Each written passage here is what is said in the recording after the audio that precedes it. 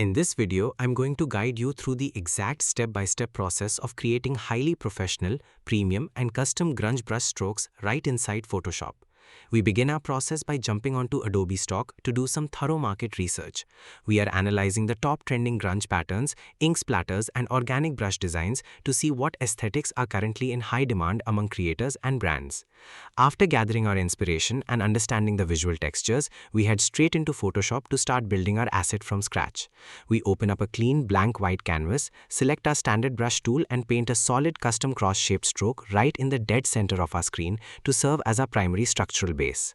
To transform this basic shape into something completely unique and high-end, we dive deep into the Advanced Brush Settings panel. This is where the real design control happens.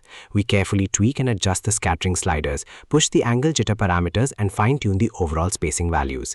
By doing this, we instantly break down the rigid edges, transforming a simple stamp into a highly textured, organic, and beautifully scattered grunge effect that spreads dynamically across the canvas. Once we achieve the perfect balance of grit and texture, we head over to the Edit menu and permanently save our creation as a custom brush preset so we can reuse it seamlessly at any time.